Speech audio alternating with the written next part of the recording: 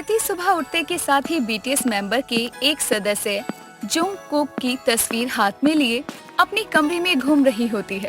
हाय, ये कितना हैंडसम है।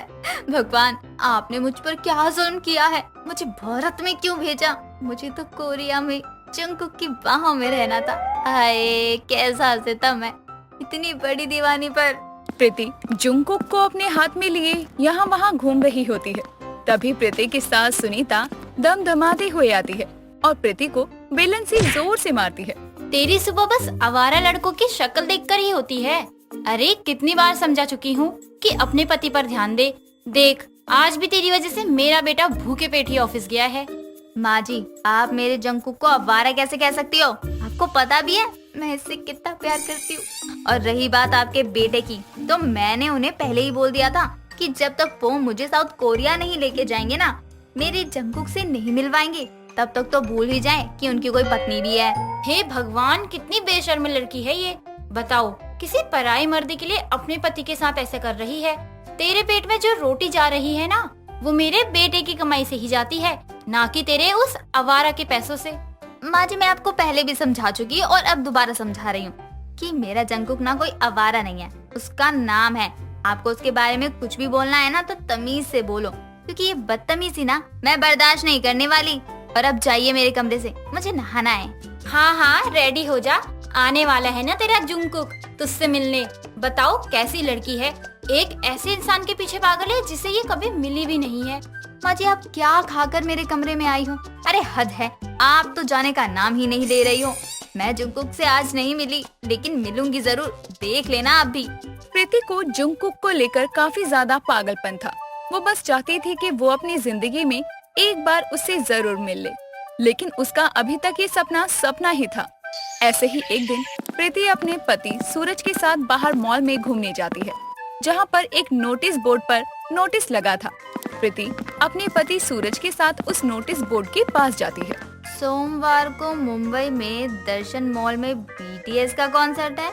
सूरज जी, हाँ, आपने पढ़ा बीटीएस का कॉन्सर्ट, मतलब मेरा जंगकुक भी आने वाला है। सूरज जी, आप मेरी टिकट करवा दो मुंबई की। तुम क्या अपना दिमाग जंगकुक को ही देकर आई हो? अरे पागल हो गई हो क्या? मुंबई की टिकट करवा दो। अरे वहाँ अगर कुछ यहाँ वहाँ हो गया तो मैं क्या जवाब दूंगा तुम्हारी माँ को? बोल देना ना, बीटीएस के चहेते जंगकुक से मिलने गई उनकी दीवानी फैन। देखो सूरज जी, अब ना बहुत मजाक हो गया। मुझे जंगकुक से मिलने ना मुंबई जाना है, मतलब जाना है। और मुझे मुकेश अंबानी की दौलत चाहिए, मतलब चाहिए। ये क्या बोल रहे हो तुम? मुझे कुछ समझ नहीं आ रहा। मैं भी यही बोल रहा हूँ कि तुम क्या बकवास कर रही हो। अरे अब एक हफ्ते पहले तुम्हारी टिकट कहाँ से करूँ मैं? तुम्हें क्या कोई रईस बाप की औलाद दिख रहा हूँ मैं? क्या कोई बोतल से निकला हुआ जिन हूँ मैं, जो तुम मुझे घिसोगी और मैं तुम्हारी सारी इच्छा पूरी कर दूंगा?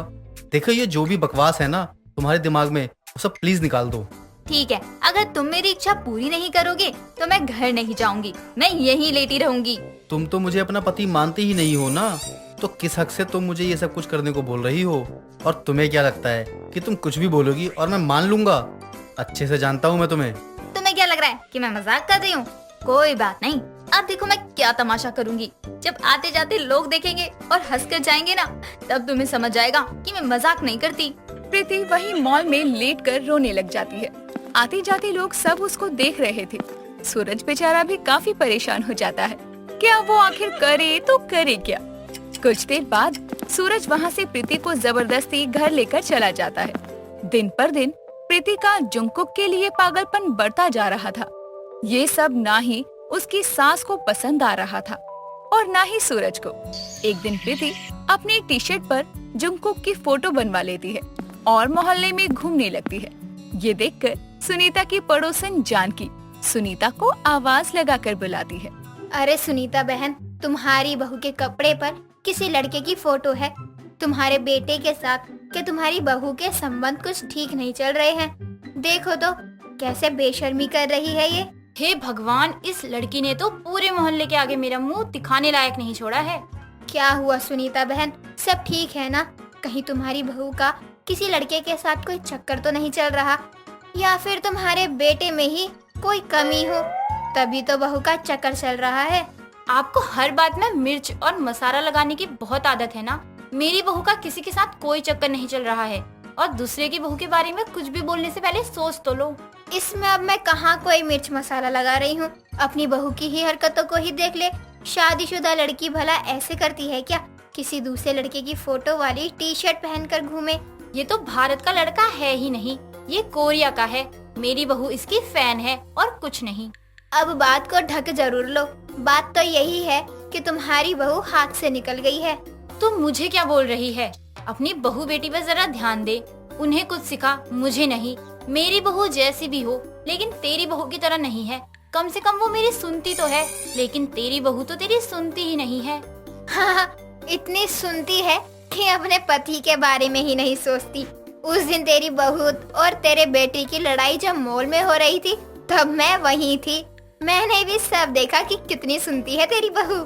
जानकी की बातें सुनकर सुनीता बहुत ज्यादा गुस्सा करती है और अपनी बहू पर चिल्लाने लगती है, लेकिन वो कुछ कर नहीं पाती क्योंकि उसकी बहू तो उसकी बिल्कुल नहीं सुनती थी। ऐसे ही दिन निकल रहे थे। प्रीति की जुंगकुक को लेकर हरकतें बढ़ती जा रही थी। प्रीति कुछ दिनों बाद जुंगकुक की वीडियो देख रही होती है।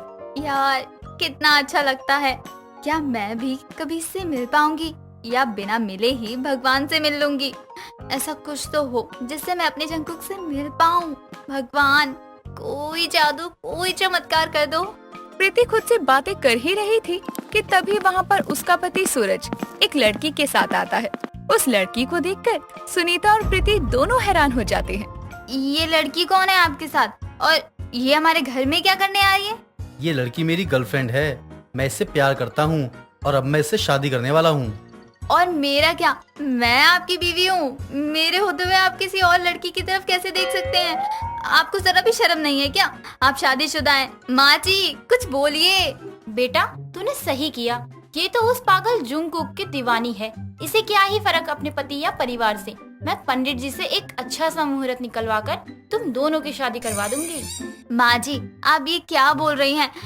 अपने बेटे की दूसरी शादी? अरे अपनी बहू के बारे में तो सोचो। मैं जंगकुक को पसंद करती हूँ, लेकिन सबसे पहले मेरे लिए तो मेरा पति ही है ना। अरे बहू, अचानक से ये हृदय परिवर्तन कैसे हो गया? हम तुझे मना नहीं कर रहे हैं। अब दिन रात बस बैठकर अपने जंगकुक के नाम के ही माला जपती रह। मैं तो अपने बेटे की दूसरी शादी करवाऊंगी। प्रीति मैं तुम्हें तलाक के कागज भिजवा दूंगा, तुम बस साइन कर देना। देखिए आप ऐसा मत कीजिए ना। मुझे माफ कर दीजिए। आगे से मैं ऐसा कुछ भी नहीं करूंगी। तुम्हें सच में अपनी गलती का एहसास है या बस नाटक कर रही हो? हाँ मुझे एहसास है, और ना आगे से मैं कभी भी ना ज्यादा जंगकुक की बात नहीं करूंगी आपके सामने। वैसे भी मेरे लिए तो आप ही मेरा सब कुछ है ना। ये सब तो मैंने तुम्हें सिर्फ सबक सिखाने के लिए किया था, और अब जब तुम्हें तुम्हारी गलती का एहसास हो गया है तो ठीक है। प्रीति को अपनी गलती का एहसास होता है और वो माफी भी मांगती है। उसके बाद प्रीति जुंगकुक के लिए अपना दीवानापन कम कर देती है।